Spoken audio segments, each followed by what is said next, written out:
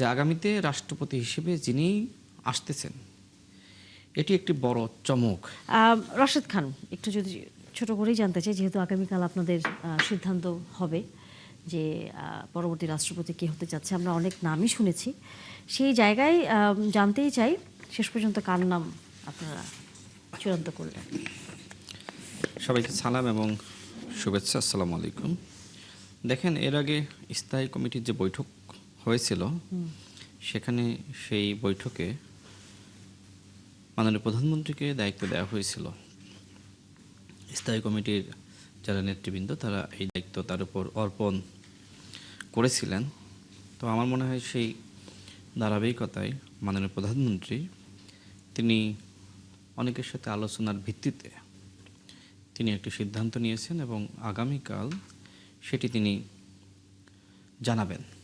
তবে এতটুকু বলতে চাই, দেখেন, এর আগে তিনি যেভাবে মন্ত্রিপরিষদ গঠন করেছেন, ডেপুটি স্পিকার এবং স্পিকার যেভাবে আসলে নির্ধারণ করেছিলেন, এটি নিয়ে জনগণের এক ধরনের আস্থা তৈরি হয়েছে যে তিনি এমন কাউকে দায়িত্ব দিবেন তিনি আসলে প্রকৃতপক্ষে জাতির অভিভাবক হয়ে উঠবেন। এখনো পর্যন্ত কয়েকজনের নাম আলোচনায় আছে এবং আমার কাছে মনে হয় যাদের নাম আলোচনায় আছে তারা বাংলাদেশের মানুষের কাছে খুবই গ্রহণযোগ্য। হ্যাঁ, আমাদের অপোজিশনে যারা আছে তারা হয়তো যারা বিএনপি করেছে বা বিএনপির নেতৃত্ব তাদেরকে হয়তো তারা অযোগ্য মনে করেন, কিন্তু এদেশের জনগণ বিএনপিকে এবং বিএনপির নেতৃত্বকে যোগ্য মনে করে, যে কারণে বিএনপিকে ভোট দিয়ে দায়িত্ব দিয়েছে। আমি এটিকে ক্ষমতা বলতে চাই না, বিএনপিকে এদেশের জনগণ ভোট দিয়ে দায়িত্ব দিয়েছে এবং জনগণের ভোটে মাননীয় প্রধানমন্ত্রী তিনি এখনো পর্যন্ত জনমুখী সিদ্ধান্ত গ্রহণ করছেন। দেখেন, রাষ্ট্রপতি অবশ্যই বাংলাদেশের জন্য খুবই গুরুত্বপূর্ণ। হয়তো অনেকে বলবে যে রাষ্ট্রপতি তো আমরা অতীতে দেখেছি পুতুলের মতন, কিন্তু রাষ্ট্রপতি আসলে প্রকৃতপক্ষে দেশের সংকটে তাকে যে হাল ধরতে হয়, জাতিকে নির্দেশনা প্রদান করতে হয়, সেটা কিন্তু আমরা এই গণ-অভ্যুত্থানে দেখেছি। হ্যাঁ, আমাদের এই সাবেক রাষ্ট্রপতিকে নিয়ে অনেক আলোচনা আছে, কিন্তু যে সময় জাতি সংকটে পড়ে সে সময় রাষ্ট্রপতি তিনি আসলে শেষ আশ্রয়স্থল এবং তিনি সমাধান দিয়ে থাকেন। এবং অতীতের অনেক বলা যায় যে তিক্ত অভিজ্ঞতাও আছে, অর্থাৎ রাষ্ট্রপতি যিনি হবেন তাকে অনেক বেশি দায়িত্বশীল, সবার কাছে গ্রহণযোগ্য এবং তার সততা নিয়ে যাতে কেউ দায়িত্বে যাওয়ার পরে প্রশ্ন তুলতে না পারে। যেমন আমাদের মাননীয় স্পিকার যিনি ছিলেন, ভারপ্রাপ্ত রাষ্ট্রপতি হয়েছেন, দেখেন তিনি যেভাবে আসলে জাতীয় সংসদকে ডিল করেন।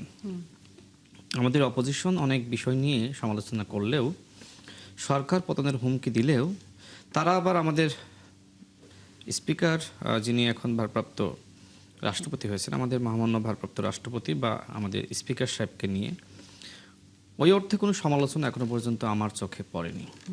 তো আমি এতটুকু আমাদের অপোজিশনকে বলতে চাই যে আগামীতে রাষ্ট্রপতি হিসেবে যিনি আসতেছেন এটি একটি বড় চমক এবং যাকে রাষ্ট্রপতির দায়িত্ব দেওয়া হবে আমার কাছে মনে হয় তিনি জাতির যোগ্য গার্ডিয়ান হিসেবে দায়িত্ব পালন করতে সক্ষম হবেন এবং এর জন্য আমি সবাইকে আস্থা রাখার আহ্বান করছি। আস্থা রাখার কথা আপনি বলছেন এবং যোগ্য ব্যক্তি, এটা সাধারণ মানুষের সবারই আসলে এই যে রাষ্ট্রপতির ক্ষমতার ভারসাম্য, তার ক্ষমতা প্রয়োগের ক্ষমতা, এগুলো নিয়ে আসলে সাধারণ মানুষের মধ্যে এক ধরনের প্রশ্ন থাকে এবং আমরাও চাই তিনি কার্যকর আসলে অবস্থায় থাকবেন। ফরিদুল হক, সেটি হচ্ছে আপনারা 11 দলীয় জোট থেকে আমরা জানি যে অলি আহমেদকে আপনারা মনোনয়ন দিয়েছেন, যেটি আসলে জানবার অনেকেই বলছেন যে এটি উনি তো একসময় আসলে বিএনপি রাজনীতির সাথে জড়িত ছিলেন, এরপর আপনাদের সাথে আছেন, অনেকটা বিএনপির সাথে টেক্কা দেবার জন্য আপনারা ওনাকে বেছে নিয়েছেন, আসলে কি তাই?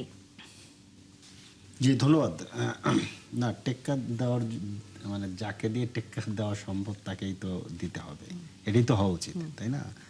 এবং ইন্টারেস্টিং ঘটনা হচ্ছে যে টেক্কার মধ্যে যে সরকারি দল যে একটা চ্যালেঞ্জে পড়েছে, এটা কিন্তু ইতিমধ্যে প্রকাশ হয়েছে। আপনারা হয়তো অনেকে খেয়াল করেন নাই। আমি আপনার ইন্টারেস্টিং কয়েকটা তথ্য দিলে আপনি এই জিনিসটা ধরতে পারবেন। সেটা হচ্ছে চিফ হুইপ কিন্তু অলরেডি বলেছেন যে সরকারি দলের সদস্যদের বাইরে ভোট দেওয়ার সুযোগ নেই। অলরেডি ওনাকে এটা বলতে হচ্ছে কেন? তার মানে উনি আশঙ্কা করছেন যে কেউ কেউ বাইরে ভোট দেওয়ার চিন্তা হয়তো করছে। ইন্টারেস্টিং ঘটনা হচ্ছে চিফ হুইপ যেটা বলেছেন এটা আইনগতভাবে ঠিক না, এটা বেআইনিও বলা যেতে পারে, কিংবা ওনার এই হুঁশিয়ারিটা অবৈধও বলা যেতে পারে। কেন? কারণ রাষ্ট্রপতি নির্বাচনের ক্ষেত্রে এটা একটা বিশেষ অধিবেশন বসতেছে। এটা কিন্তু মানে ওইরকম অধিবেশন না। সংসদ অধিবেশন বসবে হচ্ছে 27 তারিখে, রাষ্ট্রপতি নির্বাচন হচ্ছে কিন্তু 20 তারিখে, এবং ওইটাতে কিন্তু সভাপতিত্ব স্পিকার করবেন না, সিইসি করবেন, খেয়াল করেন। এবং সংবিধানের কোথাও কিন্তু এটার ক্ষেত্রে ওই 70 অনুচ্ছেদ প্রযোজ্য এরকম বলা নেই। তার মানে ইভেন আমাদের যিনি 11 দলীয় জোটের যিনি প্রার্থী কর্নেল অলি আহমেদ, উনি যদি চান, উনি চাইলে সরকারি দলের প্রার্থীদের কাছে উনি গণসংযোগ ওপেনলি করতে পারেন, তাদের কাছে ওপেনলি উনি ভোট চাইতে পারেন। এবং মানে কি বলে, নির্বাচন কমিশন এবং সংসদ সচিবালয়ের মানে উচিত হচ্ছে, কিংবা তাদের যেটা দায়িত্ব সেটা হচ্ছে যে এই ভোট গ্রহণ প্রক্রিয়াটাকে গোপন রাখা, যাতে করে কে কোথায় ভোট দিচ্ছে সেটা যাতে ওপেন না হয়, প্রত্যেকের গোপনীয়তা যাতে নিশ্চিত হয়, এইটা কিন্তু আছে। তো চিফ হুইপ যখন হুঁশিয়ারিটা দিয়েছেন, তাহলে বোঝা যাচ্ছে যে ওনারা আসলে কিছুটা শঙ্কিত, যেহেতু কর্নেল অলি আহমেদ সাহেব একেবারে সেই প্রেসিডেন্ট জিয়া রহমানের সাথে 25শে মার্চ থেকে ওনার মানে যাত্রা শুরু বলা যায়, বাংলাদেশের পলিটিক্যাল যাত্রা। তো উনি তো আসলে অন্যতম বর্ষিয়ান একজন মানুষ। তো সেই জায়গাতে সম্ভবত সরকারি দলে এখানে একটু ঘাবড়ে গেছে। এই জন্যই ধরেন চিফ হুইপ আগ বাড়িয়ে এসে ধরেন আইন ভঙ্গ করে হুঁশিয়ারিটা দিচ্ছেন আর কি। সো এটা একটা দিক। আর একটা দিক যেটা, সেটা হচ্ছে যে আমরা যেটা আমাদের জন্য যেটা ভালো হতো সেটা হচ্ছে যে ইন দ্য মিন টাইম আমরা যেই অ্যারেঞ্জমেন্টটা নিয়ে আমাদের কি বলে যে ঐক্যমত অন্তত আছে, জুলাই সনদে আমাদের যে ঐক্যমতগুলো আছে সেইগুলো যদি আমরা বাস্তবায়ন করে ফেলতে পারতাম তাহলে আরো ভালো হতো। যেটা এই ইস্যুটা নিয়ে আমি এতক্ষণ যেটা নিয়ে কথা বললাম, এই ইস্যুটাই থাকতো না। কারণ তখন বিএনপি যেভাবে চেয়েছে সেভাবে যদি আর্টিকেল 70 সংস্কার হয়, তাহলে কিন্তু এই ভোট দেওয়ার ক্ষেত্রে সংসদ সদস্যদের কোনো বাধা নেই। ওনারা চাইলে দলের সিদ্ধান্তের বাইরে ভোট দিতে পারেন, তাতে করে ওনার পদ যাবে না। সো এই সুযোগটা ছিল। পাশাপাশি আরো গুরুত্বপূর্ণ যে জিনিসটা সেটা হচ্ছে যে এটা কিন্তু বিএনপির 31 দফাতে আছে, ওনারা জুলাই সনদে এটাতে একমত হয়েছেন, কি বলে তাদের নির্বাচনী ইশতেহারের মধ্যে আছে যে এই যে সেপারেশন অফ পাওয়ার, আপনি একটু আগে যেটার কথা বললেন। তো রাষ্ট্রপতি এখন পর্যন্ত বাংলাদেশে একরকম একটা কাগুজে পদ, কিন্তু রাষ্ট্রপতির কাছে রাষ্ট্রের অনেকগুলো প্রাতিষ্ঠানিক দায়িত্ব আমরা দিতে চাই। এবং রাষ্ট্রপতি নির্বাচনের যে প্রক্রিয়া, এই যে কারণে আর্টিকেল 70 দিয়ে চিফ হুইপ সাহেব হুঁশিয়ারি দিতে পারলেন, সেই আর্টিকেল 70-র মধ্য দিয়েই শুধুমাত্র রাষ্ট্রপতি নির্বাচনের তো আমরা এইভাবে আমরা চাইনি। আমরা চাইছি রাষ্ট্রপতি নির্বাচনের ক্ষেত্রে যেহেতু রাষ্ট্রপতিকে আপনি আরো বেশি পাওয়ার দিবেন, সেই জন্য রাষ্ট্রপতি নির্বাচনের জন্য আপনার আরো কি বলে যে উচ্চকক্ষের সদস্যরা ভোট দিবেন, এই ধরনের একটা প্রস্তাব আছে। পাশাপাশি আরো যে নির্বাচিত প্রতিনিধি, যারা স্থানীয় সরকার নির্বাচিত প্রতিনিধি, সেটা নিয়ে আলোচনা হয়েছিল। যাই হোক, ওটা শেষ পর্যন্ত সেটেল হয়নি। কিন্তু মূল প্রশ্ন যেটা, সেটা হচ্ছে যে রাষ্ট্রপতি এবং প্রধানমন্ত্রীর ক্ষমতার ভারসাম্য দিতে হবে। যেভাবে আছে এইভাবে হলে এটা এই রাষ্ট্রপতি আসলে শেষ পর্যন্ত একটা কাগজের রাষ্ট্রপতি হিসেবে। এখন এলাহি নওয়াজ খান, আমরা তো জুলাই সনদে দেখেছিলাম যে এই বিষয়টি সামনে এসেছিল যে প্রধানমন্ত্রী এবং রাষ্ট্রপতি ক্ষমতার যে ভারসাম্যর বিষয়টি, কিন্তু 20 তারিখে যিনি রাষ্ট্রপতি হতে যাচ্ছেন, আমরা তো আসলে সেই প্রক্রিয়ার মধ্যেও কি নতুন রাষ্ট্রপতিকে পাবো? কারণ জুলাই সনদের বিষয়টা এখনো ফয়সালা হয়নি। প্রথমে যেটা বলতে চাই সেটা হচ্ছে যে ইতিমধ্যে যে কথাটা এসছে যে টিক্কা দেওয়ার জন্য 11 দল নমিনেশন দিয়েছে কিনা, আমি বলবো যে 17 বছরের যে অগণতান্ত্রিক ফ্যাসিবাদী শাসন পর একটা চমৎকার পার্লামেন্ট আমরা দেখতে পাচ্ছি, যেখানে এটা গণতান্ত্রিক একটা প্রক্রিয়া শুরু হয়েছে। সেক্ষেত্রে মনে হয় যে অপোজিশনের প্রার্থী দেওয়াটা গণতন্ত্র আরো শক্তিশালী করবে। দ্বিতীয়ত হলো যে জুলাই সনদের বিষয়টি। জুলাই সনদের ব্যাপারে আমার যেটা মনে হলো, বারবার বিএনপি থেকে বলা হয়েছে যে তারা জুলাই সনদ বাস্তবায়ন করতে চায় এবং সেটাকে আরো সুন্দরভাবে উপস্থাপন করতে চায়। তার মনে হতো যে ইতিমধ্যে যদি সেটা সুন্দরভাবে উপস্থাপন হতো এবং গৃহীত হতো, তাহলে গণতান্ত্রিক প্রক্রিয়াটা আরো সুন্দর হতো। তৃতীয় যে কথাটা সেটা হলো যে রাশেদ খান সাহেব যেটা বলেছেন যে যে আমাদের দেশে প্রেসিডেন্ট খুব অলংকার প্রেসিডেন্ট, তার কিন্তু দেশের সংকটকালীন সময়ে প্রেসিডেন্টের ভূমিকা খুব জোরালো হয়ে থাকে।